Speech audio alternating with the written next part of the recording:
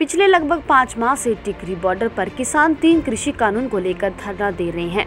उनकी मांग है कि जब तक सरकार इन 3 कृषि कानूनों को वापस नहीं लेगी, वे वापस नहीं आएंगे। लेकिन पिछले कुछ दिनों में किसानों की गेहूं की फसल की कटाई को लेकर किसान अपने खेतों को वापस आ गए, जिससे दिल्ली बॉर्डर पर किसानों की संख्या कम होती जा रही थी। लेकिन आज हरियाणा पंजाब बॉर्डर पर स्थित के शंभू टोल प्लाजा पर भारी संख्या में किसान पंजाब से दिल्ली की तरफ रवाना हुए।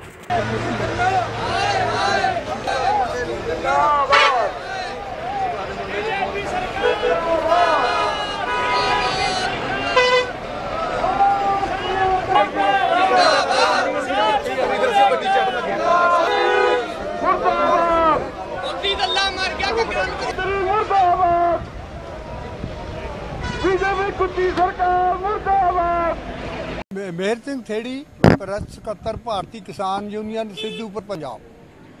अज का जिहड़ा साडा एजेंडा है वो सिर्फ इक्को एक एजेंडा है, क्योंकि दिल्ली आपां 5.5 महीने तो मोर्चे लाई बैठे हैं उन्हां काले कानूनां नूं वापस कराउण वास्ते, जिहड़ा कि किसानी वास्ते जिंदगी मौत का सवाल है। जिहड़ा सरकार आपां नूं करोना का डर दे रही है, आपां ये नहीं कहते भी करोना बीमारी नहीं हैगी, बीमारी हैगी, पर सरकार ने पिछले साल किसानी नाल बहुत बड़ा धोखा किया। करोना का डर दे के कि किसान घरां चों नहीं निकलणगे, वो 3 आर्डीनैंस है जिहड़े जारी कर दिते, जिहड़े कि एमरजेंसी भी जारी किए जाने हैं, ना कि ऊँ कच्चे जाण, क्योंकि किसान अंदर ही बड़िया है, उसका विरोध नहीं करूगा। हुण फिर सरकार की कोई हिल जुल आपां नूं अजिही दिखती है कि मोर्चे नूं ढाह लाउण वास्ते ये बीजेपी ਦੀਆਂ ਸਰਕਾਰਾਂ ਜਾਂ केंद्र की सरकार साडे नाल कोई भी धोखा कर सकती है। सानू इन्हां ने 2 दिन तंग भी किया हरियाणा सरकार ने कि रस्ते में जाते हुए कोविड के सर्टिफिकेट जाओ या तुसी टेस्ट कराओ या वो कराओ। अज का जिहड़ा प्रोग्राम है वो खनौरी बार्डर ते जिथे आपां शंभू खड़े हैं, आपां ये रखिया है कि असीं 5-4 ਜ਼ਿਲ੍ਹਿਆਂ ਦੀਆਂ ਗੱਡੀਆਂ इकट्ठियां होकर इत्थों ते उधर खनौरी तो दिल्ली नूं मार्च करना है, इकट्ठे होकर जावांगे ते हरियाणा सरकार नूं चैलेंज करते हैं भी जे तेरे च दम है ना तो सानू अज रोक लै, जिथे भी जी करदा रोक, जे साडे ते कोई परचे दर्ज करने तो कर लै, जे कोई जेलों में ले जाना तो ले जा लै। असीं जिन्ना चिर काले कानून आ केंद्र सरकार वापस नहीं लैंदी उस मोर्चे नूं छड्ड के नहीं आवांगे, क्योंकि काले कानून आ जिहड़े सानू नंबर 1 ते है, करोना नंबर 2 ते है। करोना तो परमात्मा की मार है, किनू बीमार होना, किने बचना तो कद होना है, पर जिहड़ा काले कानून है वो किसानां दी आउण वाली जनरेशन नूं खत्म करने वाले कानून है, उन्होंने वापस कराए बिना असीं कदे भी ये मोर्चे तो वापस नहीं हिलांगे। तो जिहड़ा अज दा प्रोग्राम है, अज दा प्रोग्राम है साडा वो यही है भी साडियां गड्डियां हुशियारपुर तो भी आ रही हैं, मनजीत सिंह राय आ रहा है, तो होर साडियां सारियां जथेबंदियां संयुक्त किसान मोर्चे के झंडे थले, उसकी अगवाई थले, इत्थे किसी पार्टी का कोई अपना इकट्ठ नहीं, इकट्ठे होके जदों साडा इकट्ठ पूरा हो गया दिल्ली नूं चलांगे। जे मेरे किसान वीर अगे पिछे कुछ रह गए तो बाद विच आ जाणगे, ते परसों नूं साडा फेर है जिहड़ा इत्थों काफला इकट्ठा होकर दिल्ली नूं फेर जाऊगा।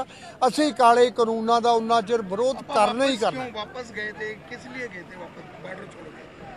वापस तो बार्डर तो आई है नहीं, आप किसान आधे किसान वापस गए थे। बिल्कुल मेरी गल सुनो, बिल्कुल वापस नहीं आए।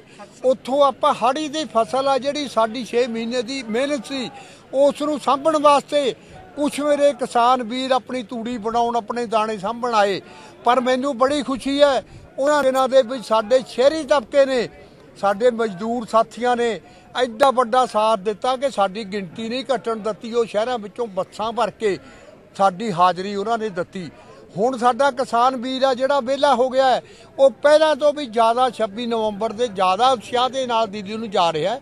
असीं इस सरकार के गोडणे लवावांगे, जिन्ना चिर कानून वापस नहीं आउंदे उन्ना चिर वापस नहीं आवांगे। मेरा नाम अमरजीत सिंह मौड़ी, मैं मेंबर कोर कमेटी भारतीय किसान यूनियन चढ़ूनी अम्बाला से यहाँ पर आज शंभू टोल प्लाजा पर हमें ड्यूटी लगी हुई है।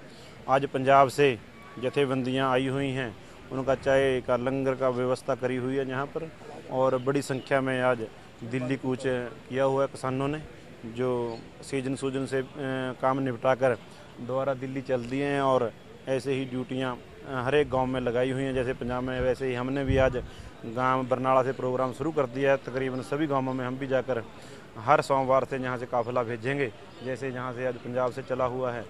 और संख्या जो किसान हैं उनका पश्चिम बंगाल के अंदर बीजेपी का हारने की वजह से मनोबल और बढ़ा है। और हमें उम्मीद है कि हम ऐसे ही किसान एकजुट होकर इस सरकार को आने वाले इलेक्शन जैसे यूपी में है उसकी तैयारी है पूरी संयुक्त मोर्चे की, हर डिस्ट्रिक्ट वाइज वहाँ पर ड्यूटी लगाएंगे और इस बीजेपी को घुटनों के बल टेक करके गर्दन के ऊपर अपना जिसमें जैसे पंजाबी कहते हैं धौण ते गोडा रख के अपने ये तीनों काले कानून हम रद्द करवाएंगे और अपनी ज़मीनें और अपनी फसलों के रेट बचाएंगे।